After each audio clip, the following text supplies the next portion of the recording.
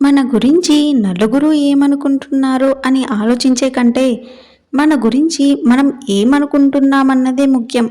ఎందుకంటే మన జీవితం మనదే. మనకొచ్చే కష్ట నష్టాలు మనమే భరించాలి. గొప్పగా బతకడం సాధ్యం కాకపోవచ్చు కానీ, తృప్తిగా జీవించడం మన చేతుల్లోనే ఉంది.